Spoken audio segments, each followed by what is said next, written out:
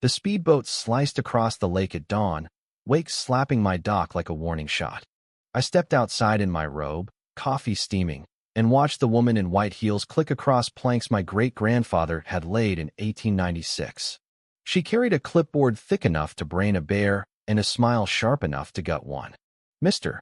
Harlan," she announced, "you are in violation of 37 architectural standards. Demolish this structure in 30 days or pay $85,000 in compliance fees." I set my mug down slow. "Lady, this island has been Harlan land since before your granddaddy wore short pants. You're trespassing." She produced papers stamped with county seals that looked real enough to fool a banker. "Ridgeview Luxury Estates HOA expanded jurisdiction last year. Your absence triggered adverse possession protocols." "Absence? I've slept here every night since the funeral." "Legal occupancy requires continuous presence," she said, pin clicking like a metronome. "Your sentimental attachment doesn't override statute." The youngest security guard shifted, boots scuffing cedar. I caught his glance, uncertain, almost ashamed. Not all of them drank the Kool-Aid. "Get off my dock," I told her. "Now." She left with a promise of enforcement and a business card that read Eleanor Whitmore, President, Ridgeview Luxury Estates HOA, CEO, Whitmore Development LLC. Same woman, same greed, 2 titles. That night, I found the original survey map in Grandpa's sea chest.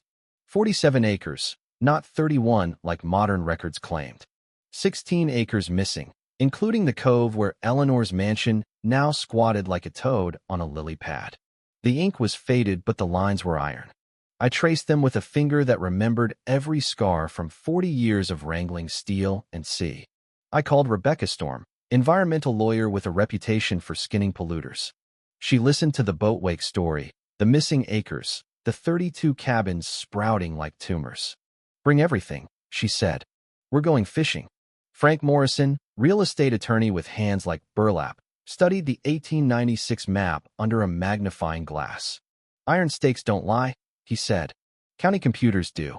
Someone shaved 16 acres during the 87 digitization.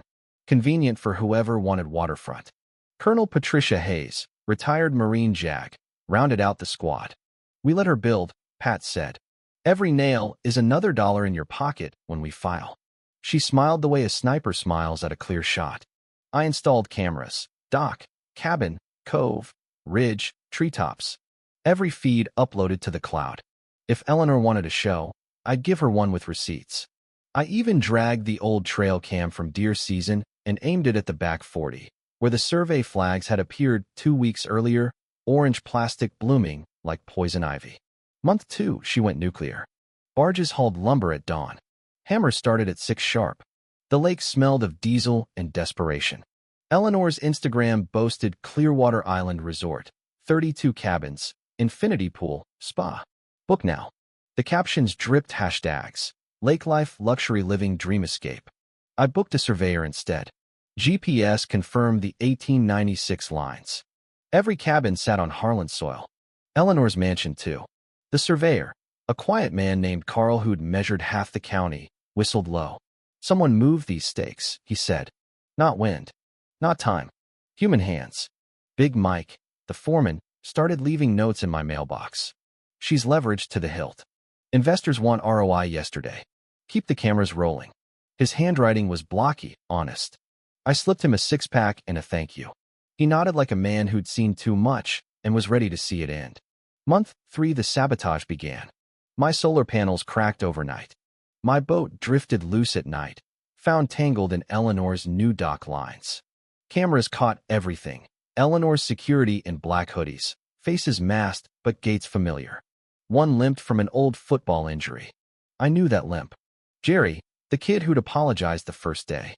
Rebecca filed lease pendants on every cabin. Sales froze. Investors panicked.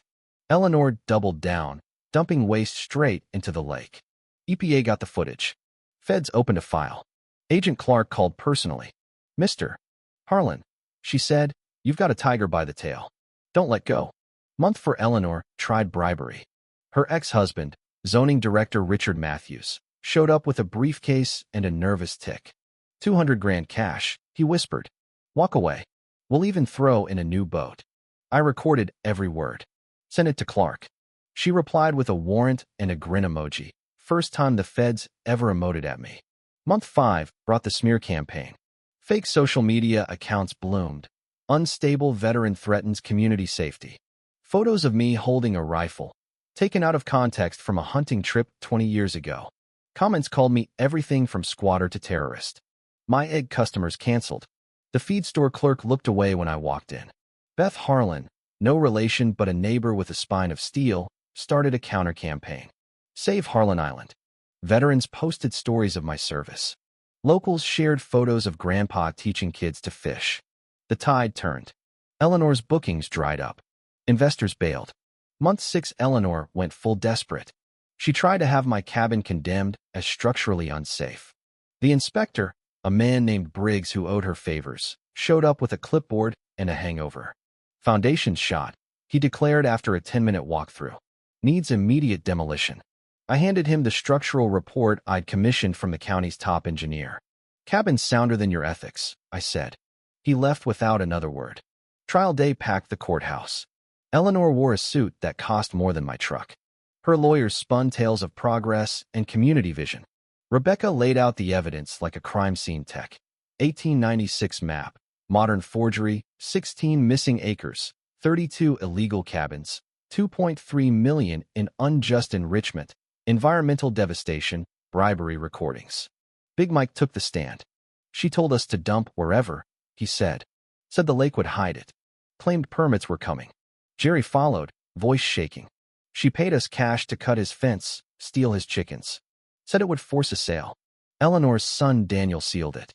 Mom planned evictions the day deeds transferred.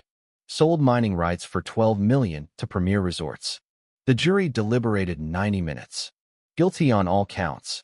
Eleanor got 25 years federal time, full restitution, permanent ban from real estate.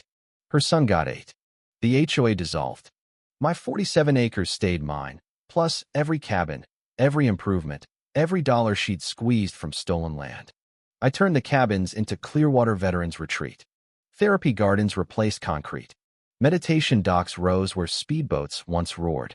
The mansion became a community center, dining hall, library, counseling rooms.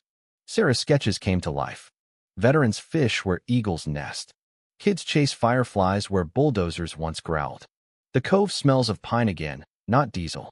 Some nights I sit on the dock my great-grandfather built.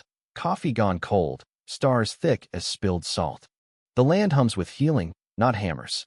Eleanor's in federal custody, learning that some things can't be bought, bullied, or bureaucratized away. Chase, my grandson, asks why the bad lady wanted our water. I tell him some folks mistake legacy for profit. They forget it's memory, sweat, and stubborn love. He nods, then runs to chase fireflies. The cameras still run, but now they catch laughter, not lies. The county adopted my checklist for HOA filings. State legislature passed the Harlan Act, verify covenants before assessments, no private patrol without charter, fines capped at $50 without court order. Marcus got a commendation. Rebecca took on 3 more cases pro bono. The feds kept digging, found Eleanor's templates in HOA forums nationwide. The ripple kept spreading. 1 year later, the workshop hosts 50 families a month. We teach plat maps, statute reading, how to spot a forged seal. Chase demonstrates the trail cam to wide-eyed kids. The oak tree still stands, initials carved deeper by wind and time. Some victories save one island. Others save a way of life. Now it's your turn. In the comments, tell me straight. When a clipboard army tries to steal your family's soul, do you negotiate, litigate, or load patience and let the law sort the wreckage?